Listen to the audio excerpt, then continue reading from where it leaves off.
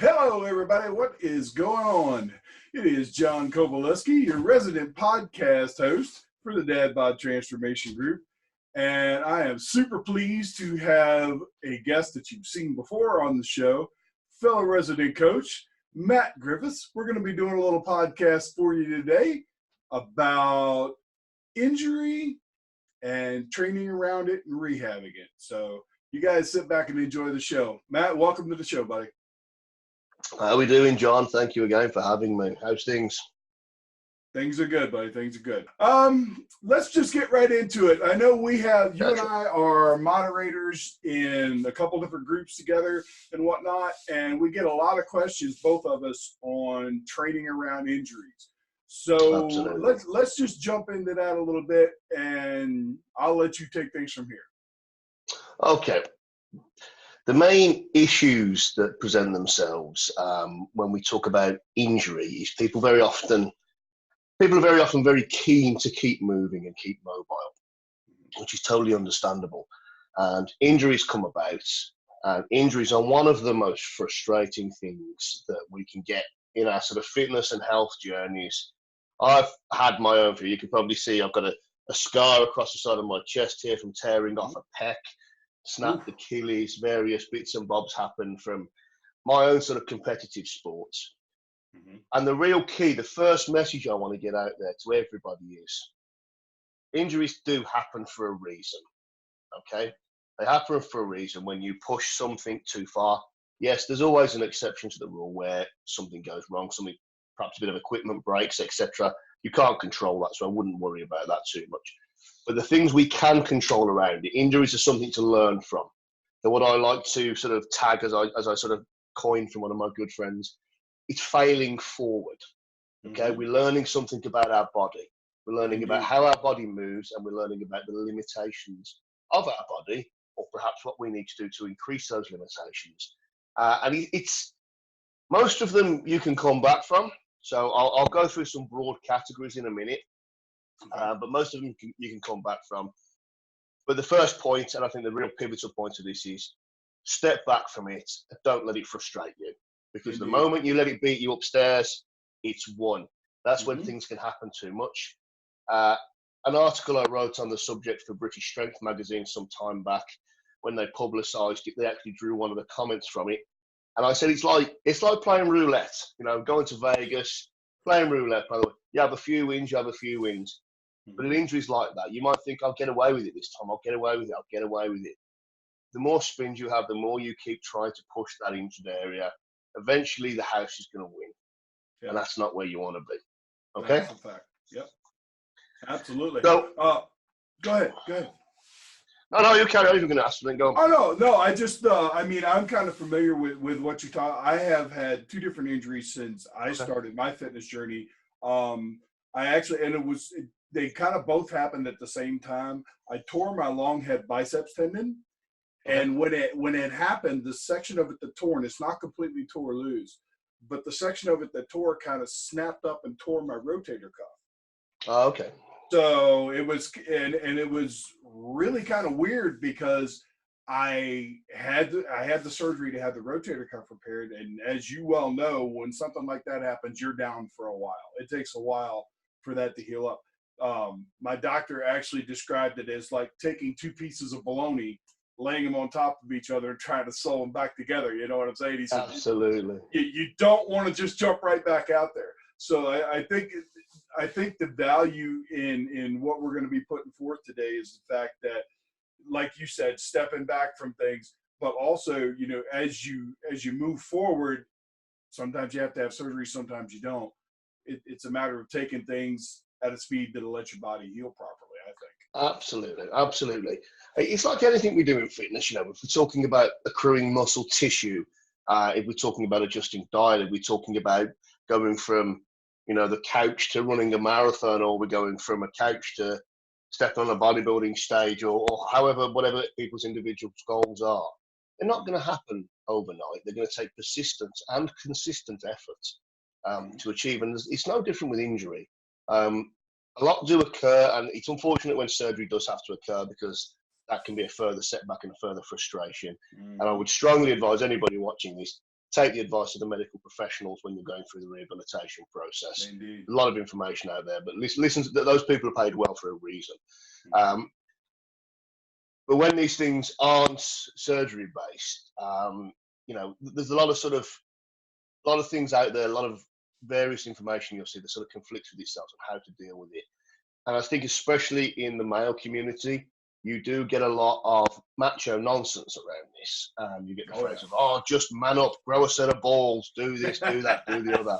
Right. And you get this whole, there's T-shirts and everything printed with train insane or remain the same and all that. And I've long been an advocate of, no, train intelligently. Train intelligently for best results. Back off and train intelligently. Yep. So I think the easiest sort of way to approach this is the three sort of broadest spectrums of injury. I mean, we can have injuries everywhere, but there's sort of three broad areas that sort of tend to happen in the human body, in my experience in coaching, which I've been doing over 20 years now, is the shoulders, the sort of lower back, and the knees, which is probably the areas I'll sort of touch on to sort of go through some rehabilitation. Okay. So if we start looking at the shoulder joint first, I'll be honest, it's not very well designed. It's not very well designed.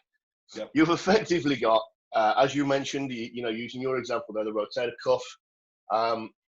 You've effectively got a golf ball in a golf tee, and then you've got some very thin bands of muscle that actually keep it in that golf tee and able to rotate, which are the rotator cuffs. Yes. They're not very strong. They're not very big. There's not a lot of force dispersion that they can do. So if they're put under strain, they tend to let you know pretty quickly. Oh, indeed. However, in the shoulder joints, what can happen, I mean, one of the most common ones is usually supraspinatus that goes in terms of the rotator cuff. Infraspinatus does tend to go sometimes, but usually supraspinatus in my experience. A lot of it comes from lack of mobility. Yeah. Okay? Yep. It's not actually the rotator cuffs that are causing the issue. It's generally the position of the shoulder joint, and generally it's caused by the pec minor. And the pec minor is a very small band of muscle that sort of sits down here underneath the main body of the muscle, which everyone loves. The pec, the big Arnold Schwarzenegger, big chest out here, everyone loves that. But underneath it, there's a smaller band of muscle that sits up here. And what it does when it's too tight from too much pressing is it starts to draw your scapula forward, rolling your shoulders. And then what that does to that golf ball in that cup is it pulls it out of joint and it rests in the wrong place. And when that's happening, it actually prevents the rotator cuffs from working properly, which is why these things can cause a real issue. You've vanished there for a second, John. Are you all right there? Yeah, just playing with some new technology here, buddy. Just okay. Keep going. No worries. I'll keep talking, everyone. So it's not very often the actual rotator cuff that is causing the issue. It's generally the pec and the position of the shoulder, which is why a lot of you will be very familiar with this if you've looked into it. Any sort of training manuals, any sort of training sort of things, always talks about drawing the shoulders back, resetting that position so you're in a neutral position and you're not pulled forward. It's very easy to get from a lot of anterior deltoid work, a lot of pec work. Everyone likes to press and have those T-shirt muscles. But yes, they do rotate the shoulders forward, and they want to be sitting in a more neutral position, which makes the rotator cuffs able to do what they actually do. So moving from that to some of the sort of common shoulder injuries that we do sort of seem to get. So we have AC separations is one that's quite common. So that's adhesive capsulitis. Supraspinatus I've already touched on. And then you can have what we call slap injuries. Slap injuries are the, let's have a look, superior labrum, anterior and posterior is known as a slap injury. What we need to do with these areas, because any of these, if you have an AC separation, if you have a rotator cuff issue, if you have any of these problems, there's going to be a massive inflammation. And as I've said, there's not a great blood flow, very small muscle groups, very small amount of connective tissues, not a great joint. Most things we're doing in the gym involve the shoulders. Whether you're curling, you're doing any triceps, any fly movements. Even if you're a runner, you're swinging your shoulders, or if you're into combat sports, whatever it is you're doing, or if you're playing hockey or etc. The key to these shoulder joints really is flexibility. This is the safest and most obvious, and I'll be the first to tell you now, it's boring. It's really boring stretching. It's not fun. You don't see yourself lifting any great weights. You don't see how it's making these improvements, but it does work. Mm-hmm. The simplest method of sort of suggesting this to somebody is take a rubber band, okay? Rubber band, and it will stretch to a certain point. Stretches to a certain point. This is normal function of your body, normal function. So your shoulders moving through a range of motion. This is normal function. If this gets tight, okay, that range of motion becomes reduced. Mm-hmm.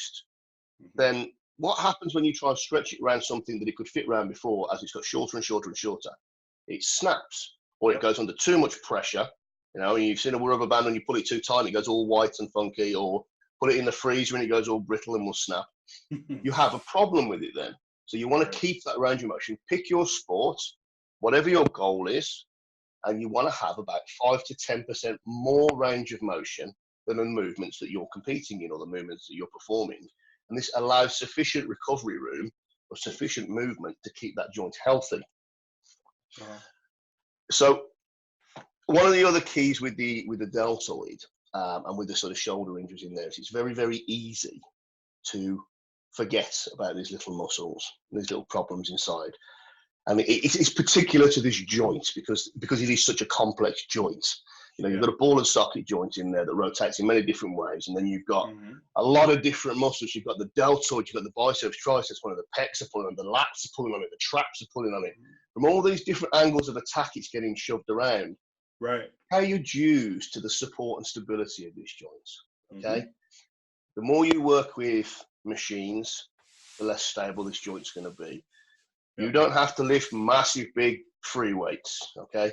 But spend some time just doing some shoulder prehab movements. And I've always said this, prehab is exactly as it sounds. It prevents rehab.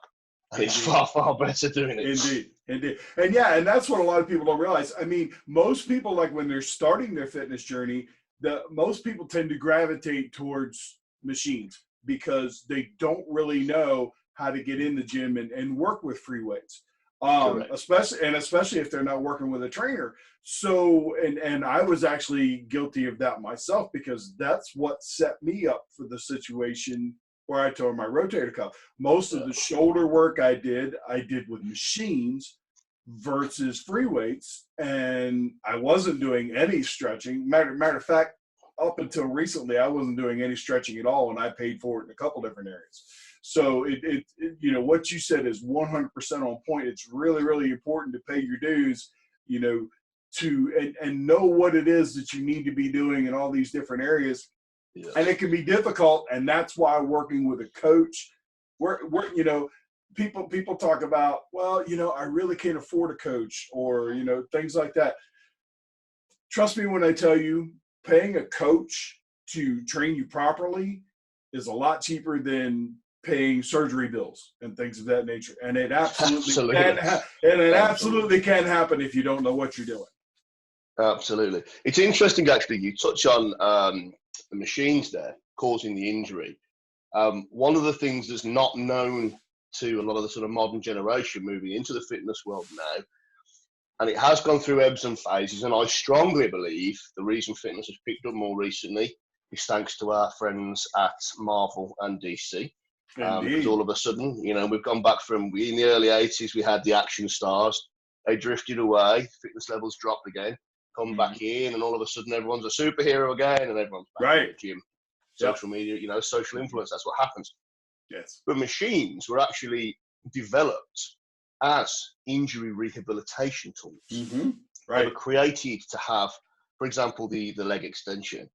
It was created to have a fixed range of motion to help people recover from ACL tears and things like that. I will touch on ACL tears in a moment. So, you know, and the shoulder ones are very much the same, to create stability, so you're not having to use the stability muscles, and you can work the shoulder joint safely in a specific place to target a specific area. Now, bodybuilders have sort of jumped on this at the advanced level. However, the new trainers, I would strongly advise you avoid machines where possible and stick to free weights, the way your body's designed to move. Because of what these machines were designed for, all of a sudden they came out and it became this whole convenience. It's easy to do this. It's safer to use a machine apparently because of, I don't need a spotter, I don't need this, I don't need that, I don't need that. But it's actually placing your body at more risk.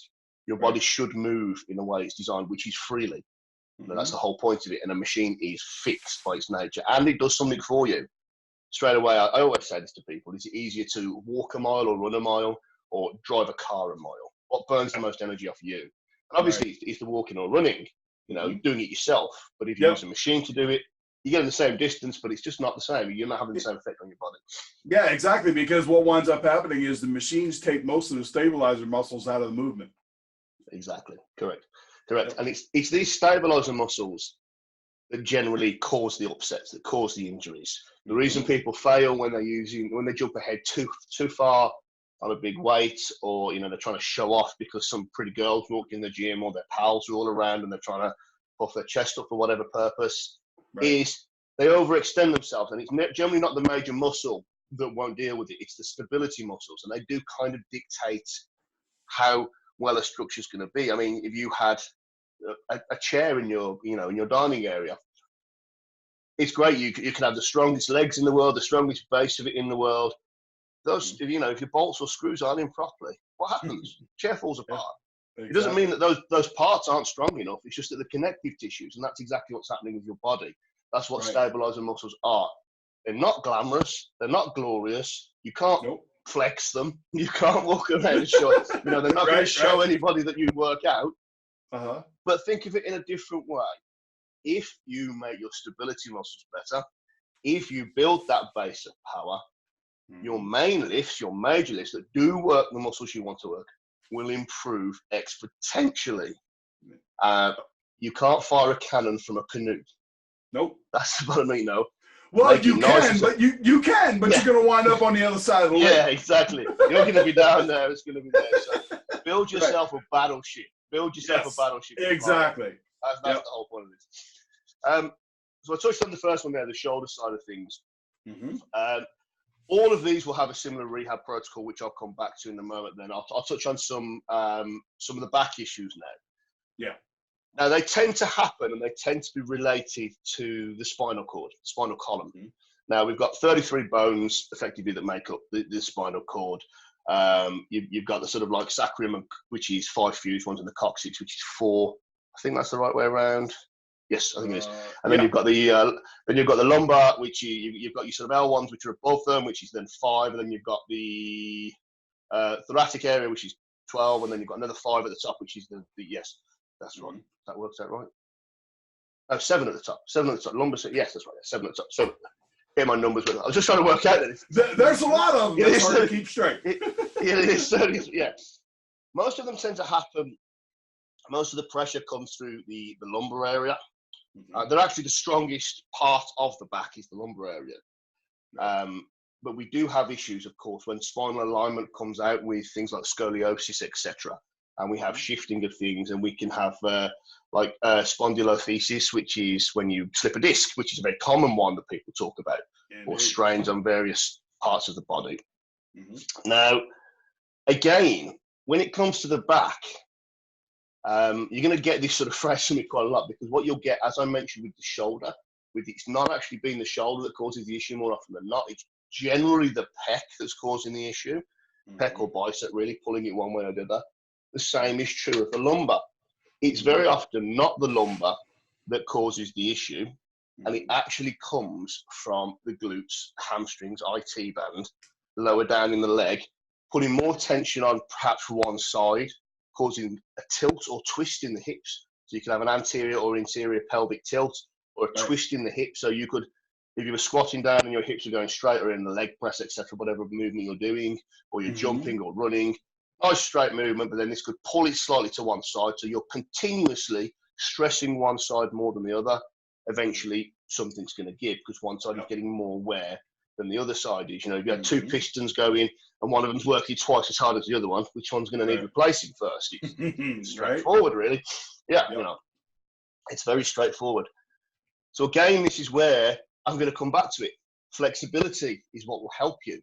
It's one of the major things that people need to work on. And for the lower back area, the real areas that need working on flexibility-wise are the glutes glute medius is a big one. The IT band down the side of the leg, they're quite easy to sort of check the stretches of these. Then you have on the upper inside of the thigh, you've got the psoas. If you are looking that up, it's got a silent P first. And then you have the piriformis, which is another hip flexor. Pretty much the reason, think of it in a straightforward fashion. You've got the spinal column, and then hanging underneath it, you've got this pelvis, just like the shoulder joint's not great. The hip flexors are controlling all this downward motion of the legs, and they're rotating the hips at the same time. So keeping those things flexible moves them around. And I'm going to highlight this point in a very, very simple fashion now, because most of us are sort of in the middle-aged area. We're used to having or being around our own children or nephews and nieces or etc. People always talk about how robust children are. Child takes a fall, they get up. Oh yeah, they don't weigh as much as a person, as a man perhaps. They're not falling as far. Or as people get older, they're like, oh, getting old, that's hurt, that is. Most of the issue comes from the fact that children, if you watch them move, because they're developing, are more flexible. Yeah. And because children don't have a concept of, I'm falling, this is going to really hurt, I'm going to make an amorous advance with my face towards a pathway or something like that, which could be quite painful. They don't do that, they don't do what we do. We brace ourselves. We brace ourselves. And then all of a sudden, you're there, and then the impact. Yep. And that hurts. And that's where an injury comes from. Whereas if you become more flexible, and that force is there to take it, rather than that hitting straight in, it moves it back, absorbs and disperses force.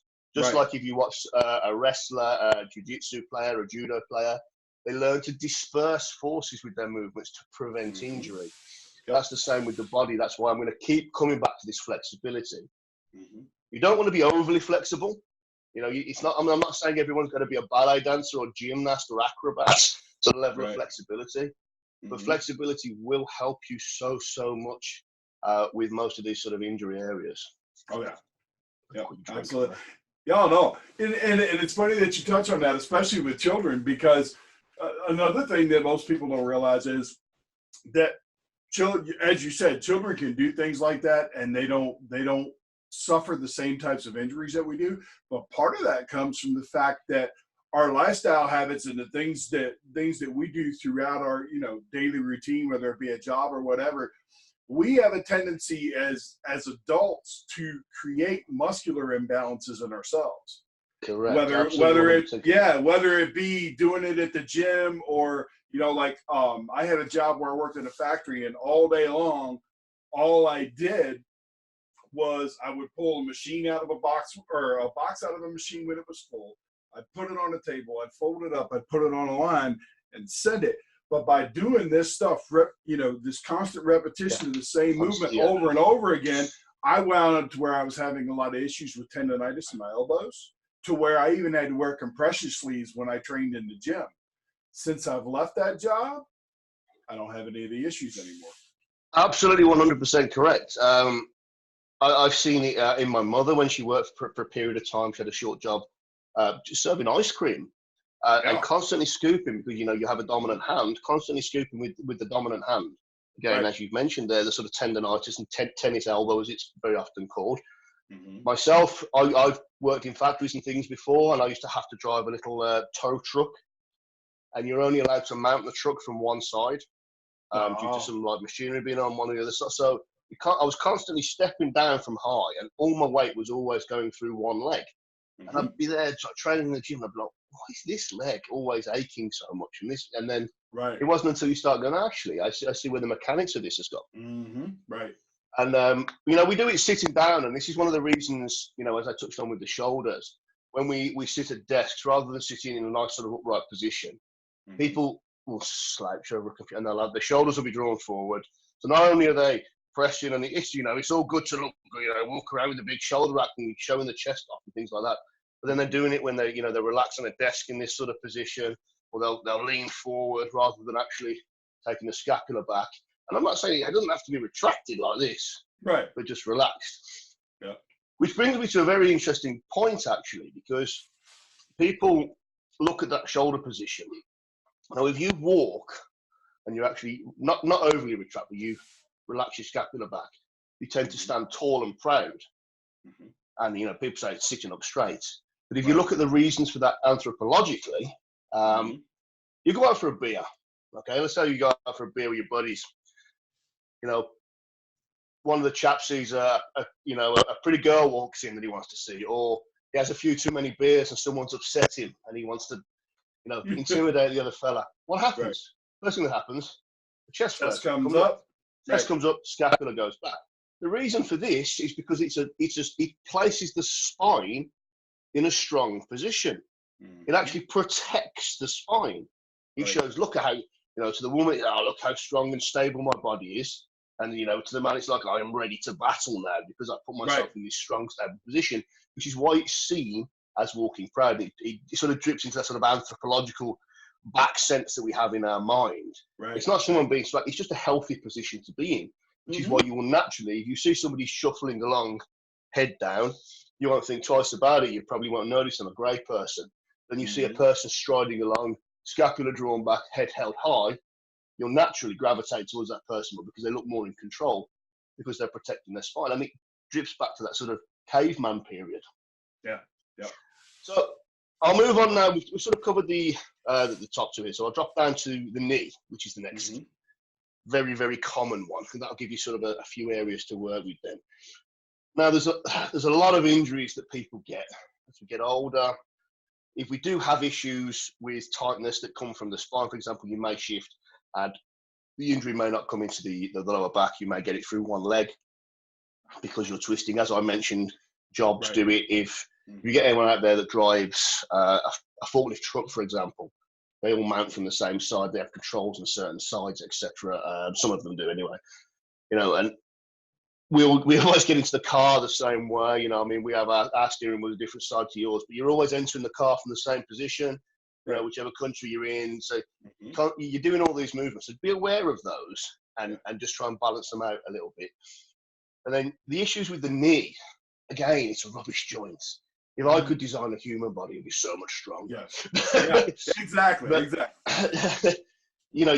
of the common ones, especially for anyone that used to play sport when they were younger, very often you'll hear of, I personally think the two most common ones are tendonitis of the patella, and this is where it joins the quadricep, or ACL tears. You do have Osgood Slatus as well, which is water on the knee, where you can get calcified water and fluid beneath sort of underneath the patella.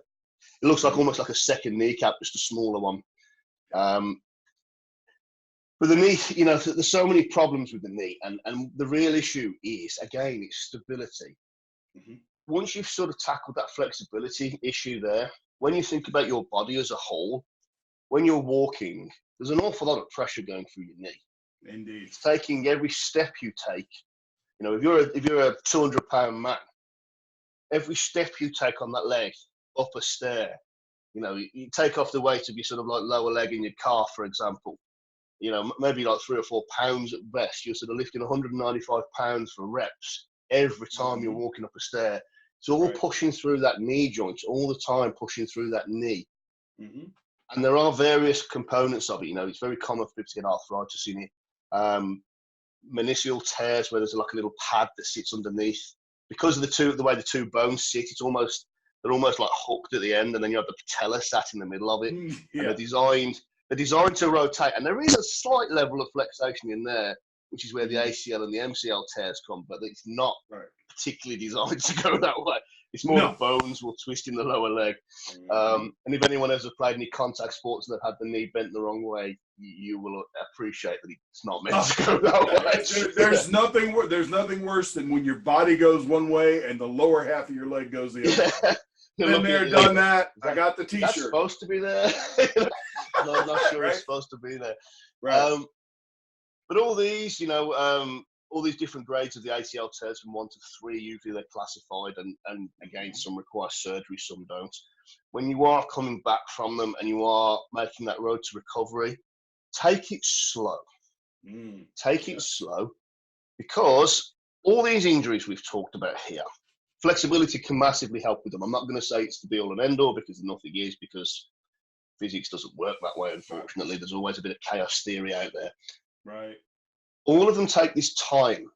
if you spend a little bit more time recovering, I always say, come back, don't plan, right, I was squatting, let's just say for argument's sake, 500 pounds, someone was squatting 500 pounds. They've had an injury and they come back, and then what they'll do is they'll plug in some, they'll do a squat routine, one of these online ones, and they'll go, 1 rep max, 500 pounds, and then they'll plug in this road to recovery. It's not. Your 1 rep max now is not 500 pounds. No. Get that out of your head. That's what it was. That's what it was before there was an issue. That's how it used to be.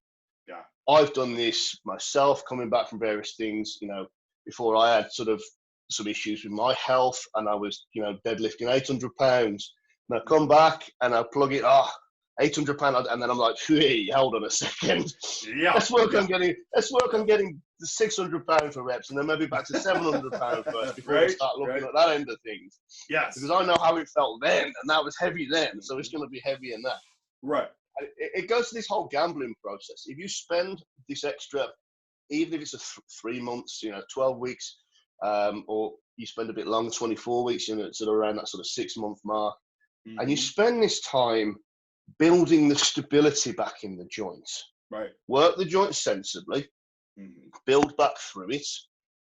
Don't overstress it, because a lot of these attachment points that perhaps have ripped away, that have these issues, there isn't a great deal of blood supply to them. So if you go a bit lighter, work some more reps, build it back slowly. Build back slowly, build back slowly, just like you were laying the foundation for your house or for a giant building. Right. Rush it, use the wrong materials, all of a sudden, you're not going to go and start making girders for a building out of cast iron, because you know how easy it is to sort of, how brittle it can be as a metal. Yep. Build it back with the right components, the right materials. You may even come back stronger because you're aware of what you were doing and an imbalance that you were using. Just take your time. And I know John will know, everybody out there that's had these injuries will know, it is so frustrating. Yep. If you listen, you will thank me in the long run, because if you push it too quick, you'll either go back to the old habits and the old twist or imbalance and repeat the injury. And I have done this with quad tears myself. So I'm talking from experience here, don't make my mistakes. Or you will perhaps snap, I've recently, there was a friend actually coming back from a snapped Achilles. And because I had used aggressive rehabilitation to come back from mine, and it had gone well, I'm not saying it was the ideal thing, but that's what I had done at the time. Right. He went to do the same thing, and he ended up re-snapping his repaired Achilles and having to go back into surgery again, dropping him back another bunch of weeks. Yeah. And that can be disheartening. It really can. And then, as I said at the start of this, once this goes, you've lost. You've lost. Exactly. Yep, you're absolutely right. There's no bigger muscle that you can develop, especially when you're dealing with injuries, than this one right here. Absolutely. It's people have a tendency not to realize, like you were saying with the Achilles, you used an aggressive training method and you got your Achilles back, but your Achilles, after you had to have it repaired or whatever, it's never the same. It's changed. Correct. It's like me getting ready to have this knee replaced. The doctor says, well, you're going to have issues because you spent the last 20 years with your knee in a fixed position. I had an injury back in the 80s, and after they repaired the ligaments and tendons, back in those days, they would set your knee to where you couldn't bend it, and the furthest you could straighten it was 30 degrees. Yeah. So I've been walking around for 20 plus years with that bend. So now when he goes to replace the knee, even though I'm going to have full range of motion again, my muscles are going to constantly be reacting and saying, nope, you can't go that far. Nope, you can't go that far. So you got to use your head. Yeah, I imagine from that you're going to get a lot of referral ache. You're going to get a serious pump in your lower back. Oh yeah. When you start walking. That was very similar actually to when I had my Achilles injury, because at the time I was actually working in an office at the time, and I'd go out for lunch, and I'd just to get out of there, and I'd be on my crutches. And you don't realize, you're on crutches and you've got that slight forward lean, right? And your weight's on your shoulders, and it was great. I was benching, and big triceps were coming from more carrying my body weight, and I'm quite a heavy set guy, so there's a lot of weight to be carrying. But then when I came back to walking, I got the boot off and I could start moving again. Mm-hmm. 200-300 feet up the road, and I was having to stop. I was like, Mm-hmm. and it wasn't because I hadn't been moving. It's because all of a sudden I was using a different set of muscles. It was like trying a new exercise. Right. And because you've walked your whole life or you've done, you just immediately think, oh yeah, you know, like riding a bike, you get back into it. Mm-hmm. But you have to, and especially with an injury, you have to remember when an injury is trying to heal, you are trying to create new cellular structures. You're trying to assimilate the nutrition, which John's an expert with, take that chemical energy, you know, transfer it and create something from it. So it's going through an osmosis process in your body to build new tissue. How fast do you think you can do that? You know, it doesn't happen quickly. It's not something, you know, you've probably all tried to grow like those sea monkeys that kids get and those sort of things like that. So you've got plants grow. How fast do biological things actually grow? Yes. Mm-hmm. Why do you think your body, you know, even plants grow faster than people, but you see them go, and it's like, that isn't going to support what you're trying to put it through.